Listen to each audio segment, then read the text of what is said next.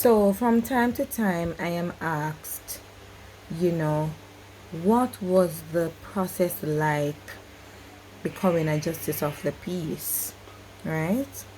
So I have decided to do a short video for you sharing what the journey or the process was like for me. I was recommended through the CDC officer at the time. I was the president of the Pepper CDC, the Community Development Committee. And so I was recommended. So I got my application form through that individual. I did my part, put together the documents, and dropped off my application. All right, so first things first, you must be a citizen of Jamaica residing in the community for 6 months or more. You must have a clean record. You must be a good citizen, must be able to read and write well and speak the English language. All right, so you can either be recommended or you can just go to the customs office and get an application form and apply. So I applied 2 weeks after my son Kevondre was born. So I would have dropped off my application in the latter part of December 2018, right? I received a call for an interview in April 2019. Now, my interview had a panel of 7 individuals, including the custos, the president for the Lay Magistrates Association, the superintendent of police for St. Elizabeth, chaplain, and some other committee members. Now, I was asked questions like, what is your community involvement like? Why should we choose you to become a justice of the peace? Do you have any intentions of migrating?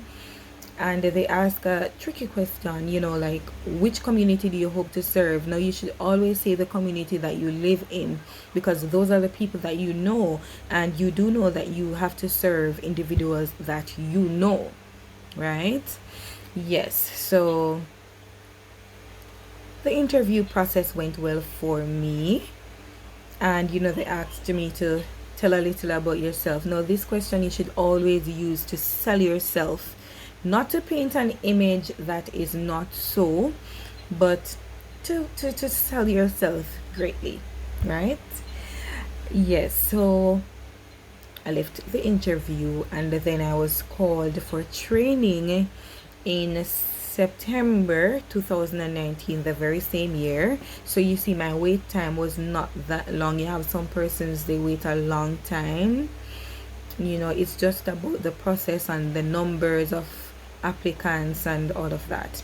So in September 2019, I was called for training, right? This was 1 week long, 4 days in the classroom and 1 day for jail visit. Right now, the sessions were very interactive. We were trained by a top lawyer. We got role plays to do. We had activities to complete. We got 2 very huge manuals. Now, we got activities to complete for homework. That forced you to dig deep into the manual in order to find answers. Knowing the Constitution or getting familiar with the Constitution was another requirement during training. All right, training was fun. I met so many awesome individuals from within St. Elizabeth. All right, so after training, now I was called for my commissioning service. Now, this was a big deal for me because I've always wanted to serve as a justice of the peace. This was a dream for me. This was like a dream coming true, because I have always wanted to be a justice of the peace, looking in on the role my great grand uncle played, Mr. Alfred J. Farquharson, and he also served as custos. now deceased. He was JP for years, and I've always watched him doing, playing his part, serving. And I live by the mantra service above self, and that is just what I do. So don't sign up for this if you are not willing to serve the people. you know don't sign up if you know that you're gonna have people waiting for days when they need documents to be done to get their business done. I have had hard times before, so I do not make this hard for the people within my community. I don't only serve the people within my community, but individuals across St. Elizabeth, once I know them and I can speak of their good character. But the people within my community, they can testify that I don't give them a runaround because I was called to serve. I signed up to serve them, and so I serve with pride. I'll be cooking and I just pause to just serve. They'll come and drop off something to be signed when I'm not here. Once their part of the form was already done, I'll complete it and go drop it off. That's no big deal for me. So you can see that I love what I do, right? So don't do it if you know you're gonna be fed up quite easily serving, because you signed up to serve. It's all about serving. And no, we're not paid, right? It's voluntary service to your country, civic pride, right? So you find resources on your own. All right, so commissioning, you're allowed to take a guest or guests. I don't know what it would be like now during COVID, but that was it for me back then. And you can either swear or affirm. I affirmed, and the commissioning service was amazing. Minister of Justice was present and other esteemed individuals.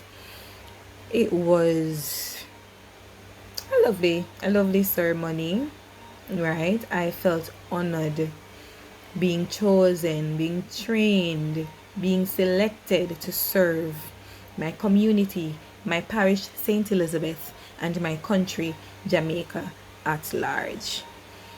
As I said earlier, I love what I do. I love serving the people, and this had always been a dream of mine. This was one of my main goals. In fact, I told myself that as I turned 25, I was going to apply.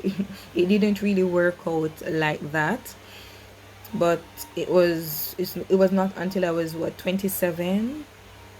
Yes, or was it 26? But yeah, not far off.